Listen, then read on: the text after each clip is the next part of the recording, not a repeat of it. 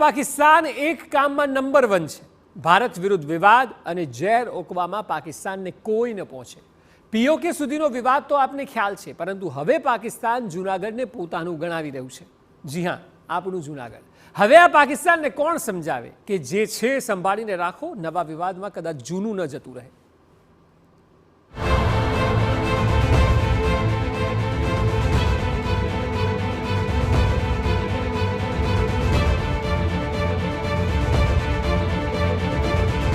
પાકિસ્તાન ભારતથી અલગ થયું ત્યારથી લઈને આજ સુધી તેમના દેશમાં લાખો કરોડો પ્રશ્નો છે. ત્યાંની એક પણ સરકાર પ્રજા માટે કામ નથી કરી શકી, અને એટલે જ આટલી ઓછી જનસંખ્યા હોવા છતાં એ દેશમાં ગરીબી, ભૂખમરી, બેરોજગારી તમામ ચરમસીમાએ છે. સરકારો બદલાઈ, પરંતુ પરિસ્થિતિઓ ક્યારેય બદલાઈ નહીં.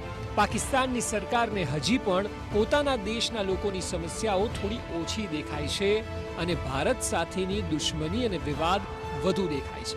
આજે પણ પાકિસ્તાન ભારત વિરુદ્ધ પોતાનું ઝેર ઓકવામાં જરા પણ પાછી પાની કરતું નથી. તેનું સૌથી તાજું ઉદાહરણ છે પાકિસ્તાનનો પોકળ દાવો. આ વખતે જૂનાગઢને ગણાવ્યું પાકિસ્તાનનું. જી હા, પાકિસ્તાનનું કહેવું છે કે ભારતનો જૂનાગઢ પર કબજો એ સંપૂર્ણપણે ગેરકાયદેસર છે. જી હા, આપે બરાબર સાંભળ્યું. પીઓકે બાદ હવે પાકિસ્તાન જૂનાગઢ પર પોતાનો દાવો કરી રહ્યું છે. પાકિસ્તાનના વિદેશ મંત્રાલયના પ્રવક્તા મુમતાઝ જહરા બલોચે પોતે આરોપ લગાવ્યો કે ભારતે જૂનાગઢ પર ગેરકાયદેસર કબજો કરી લીધો છે. જૂનાગઢને લઈને પાકિસ્તાનનું વલણ હંમેશાથી સ્પષ્ટ રહ્યું છે. જૂનાગઢ ઐતિહાસિક અને કાયદાકીય રીતે પાકિસ્તાનનો જ ભાગ છે. તેના પર ભારતનો કબજો યુએન ચાર્ટર અને આંતરરાષ્ટ્રીય નિયમોનું ઉલ્લંઘન છે. જો કે આ કોઈ પહેલી વાર નથી કે જ્યારે પાકિસ્તાને જૂનાગઢને પોતાનો ભાગ હોવાનો દાવો કર્યો હોય. આ પહેલા અનેક વાર આવું થઈ ચૂક્યું છે. હમણાં જ જ્યારે દુનિયા આખીએ કોરોના સામે લડી રહી હતી, ત્યારે ઓગસ્ટ 2020માં પણ પાકિસ્તાને કોરોનાથી ત્રસ્ત પ્રજાની ચિંતા નહોતી કરી, અને ત્યાંની સરકાર જૂનાગઢને પાકિસ્તાનનો ભાગ ગણાવવામાં વ્યસ્ત હતી. તે સમયે પાકિસ્તાને પોતાનો નવો નકશો બહાર પાડ્યો હતો. આ નકશામાં જૂનાગઢને પોતાનો ભાગ ગણાવ્યો હતો. જો કે બાદમાં ભારતીય વિદેશ મંત્રાલયે એક નિવેદન જાહેર કર્યું અને પાકિસ્તાનને જડબાતોડ જવાબ આપ્યો હતો. જો કે પાકિસ્તાનના દાવા પર ઇતિહાસકારનું શું કહેવું છે એ સાંભળીએ. પાકિસ્તાનને પણ ખબર છે કે જૂનાગઢના પ્રશ્નમાં શું થયું હતું.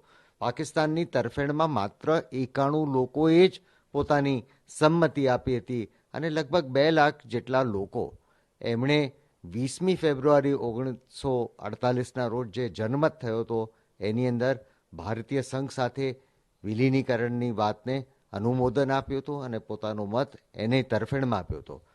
પણ જે રીતના આરઝી હકુમત દ્વારા સરળતાથી પાકિસ્તાન લશ્કર મોકલશે, કોઈ લશ્કર આવ્યું નહીં, અને જે નવાબને ગેરમાર્ગે દોરતો હતો એનો દીવાન શાહ નવાઝ ભુટ્ટોને સરેન્ડર થવું પડ્યું, અને 9મી નવેમ્બરના રોજ 1947ના રોજ બહુ સરળતાથી આ આરઝી હકુમતના સેનાનીઓએ જૂનાગઢનો કબજો લઈ લીધો હતો. અહીં સવાલ છે કે પાકિસ્તાન જૂનાગઢ મામલે વિવાદ કરી રહ્યું છે. તો થોડા ઇતિહાસમાં જઈએ.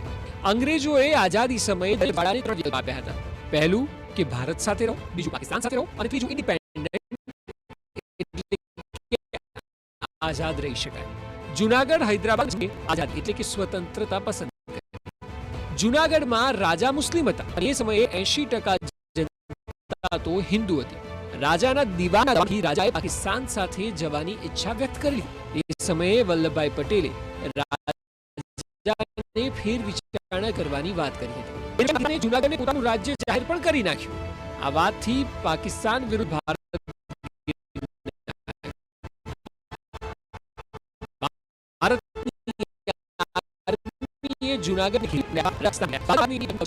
ત્યારબાદથી પાકિસ્તાન જૂનાગઢને પોતાનું ગણાવી રહ્યું છે. એટલા કારણ છે કે જેના લીધે પાકિસ્તાન સતત જૂનાગઢને પોતાનું ગણાવવામાં વ્યસ્ત છે. જો કે આ તો વાત થઈ ભૂતકાળની. આઝાદ થયાના આટલા હાલ પાકિસ્તાનમાં એટલી હદની બેરોજગારીઓ વધુ સારી જિંદગી જીવતા હોત તેવો મત વ્યક્ત કરતા અનેકવાર જોવા મળ્યા છે. આ પીઓકેના લોકો અને બલુચિસ્તાનના લોકોને જોતા જશો કે જેઓ પાકિસ્તાનનો ઘોર વિરોધ કરી રહ્યા છે, છતાં પાકિસ્તાન તેમાંથી કોઈ શીખ નથી મેળવી રહ્યું. પાકિસ્તાને હવે ભારત સાથે વધુ વિસ્તારોમાં વિવાદ કરવાની જગ્યાએ પોતાના દેશના લોકો માટે કામ કરવું ખૂબ આવશ્યક બની ગયું છે. નહીં તો એ સમય દૂર નથી કે જે હાલ હાથમાં છે તેને પણ ખોવાનો વારો આવશે અને પછી બીજા સેંકડો અને હજારો વર્ષો એ બાબતનું રડ્યા કરજો. Bureau report TV9. આ તરફ આખા મામલે